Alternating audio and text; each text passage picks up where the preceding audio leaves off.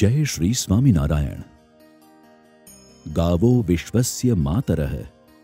गाय એ વિશ્વ માતા છે। સુપ્રસિદ્ધ આ વાક્ય ગાયોના સ્થાન અને મહત્વ શું છે તેની ઓળખ આપણને આપે છે। ભારતીય સનાતન સંસ્કૃતિના આધાર સમા આ ગોધનને સ્વયં ગોવર્ધન નાથે સંપોષણ આપ્યું છે। આજ દિવ્ય પરંપરાનું જતન સ્વામિનારાયણ સંપ્રદાય દ્વારા વિશાળ પાયા પર થઈ રહ્યું છે।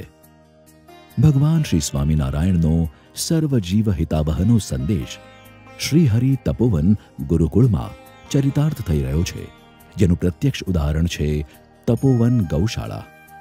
તપોવન ધામ, જ્યાં ગાયને પશુનું નહીં પરંતુ 33 કોટી દેવતાઓના નિવાસનું સ્થાન અપાયું છે, જ્યાં સહજ આ ગાયોને માતાની જેમ સેવા થઈ રહી છે।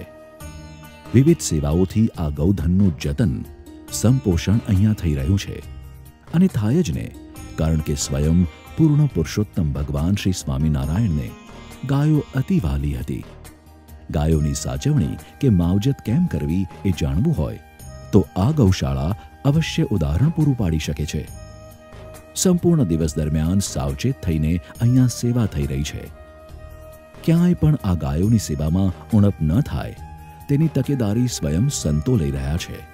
તપોવન ધામ રામપર વેકરા એમાં રહેલ શ્રીહરિ તપોવન ગુરુકુળ અને ગુરુકુળને બરાબર અડીને જ રહેલી તપોવન ગૌશાળામાં આપ સૌ સજ્જનોનું હાર્દિક સ્વાગત છે।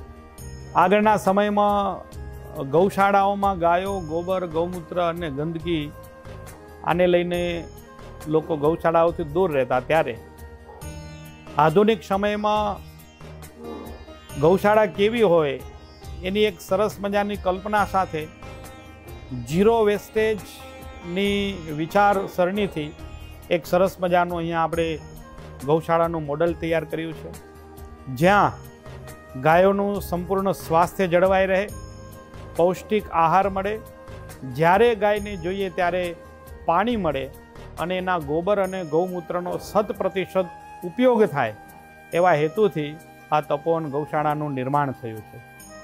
અહીંયા આગળ 125થી વધારે ગૌવંશ છે। એમાં રેગ્યુલરલી 25 થી 30 ગાયો દોવાતી હોય છે। ગાયો માટે જમવાની એટલે કે ઘાસચારો ખાવા માટે સરસ મજાની ગોમાણો તૈયાર કરી છે, કે જે અર્ધ ગોલાકારના શેપમાં તૈયાર કરવામાં આવી છે, જેથી કરીને સાફ સફાઈમાં એનું ધ્યાન રહે, કોઈ પણ જગ્યાએ ગંદકી ન રહે। જો ગંદકી હોય તો ત્યાં બેક્ટેરિયા ઉત્પન્ન થાય અને એ ગાયના ખોરાકના માધ્યમથી ગાયના પેટમાં જાય અને ગાય બીમાર થતી હોય। સાથોસાથ પાણીની વ્યવસ્થા પણ 2 ગાય વચ્ચે એક પાણીનું કુંડું મૂકેલું છે, જે બંને ગાય વારાફરતી પાણી પી શકે। જેવું પાણી પીવે એવું તરત જ નવું પાણી ત્યાં ફિલઅપ થઈ જતું હોય।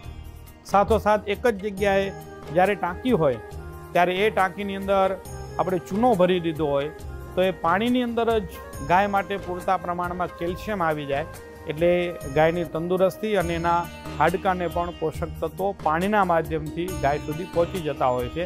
આવા એક કોન્સેપ્ટ સાથે કુંડા તૈયાર કરેલા છે।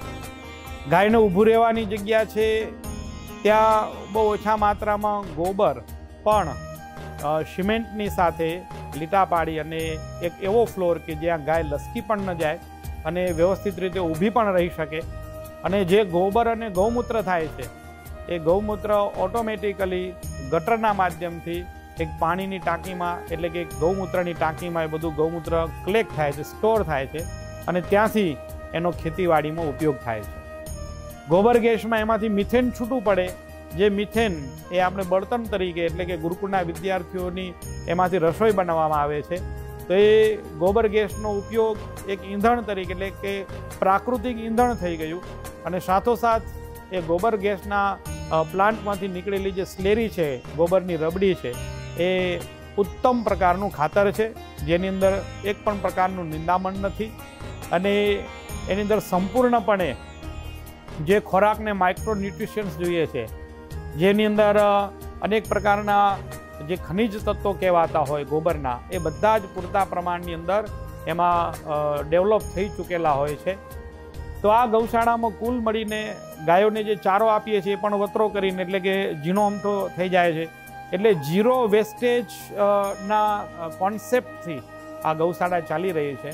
આ ગૌશાળાની મુલાકાતે તમે ગમે ત્યારે પધારશો, તમને આજુબાજુમાં કોઈ જગ્યાએ ગંદકી નહીં દેખાય. એનું કારણ કે એના ગોબર અને ગૌમૂત્રનું વ્યવસ્થિત રીતે મેનેજમેન્ટ કરવામાં આવે છે અને એને ખાતરના રૂપમાં રૂપાંતરિત કરવામાં આવે છે. તો આવા એક સરસ ભાવથી એક મોડેલ ગૌશાળાના રૂપમાં આ ગૌશાળાને વિકસાવવામાં આવી છે. દરરોજ ગૌશાળા વ્યવસ્થિત બહુ ઓછા પાણીથી ધોવાઈ જતી હોય છે. એના માટે અમે ઉપયોગ કર્યો છે ફાયર હોઝરીલનો.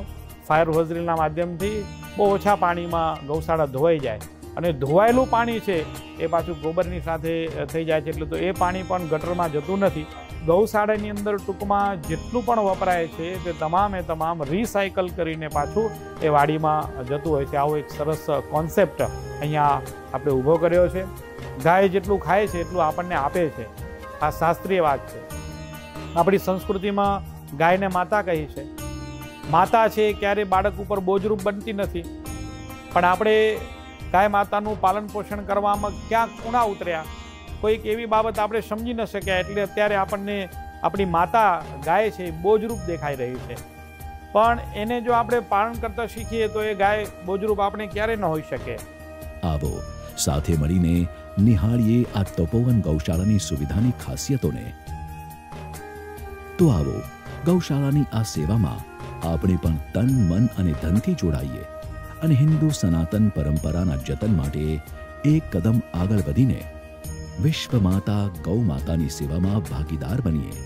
કારણ કે ગાયનું જતન એ સંસ્કૃતિનું જતન.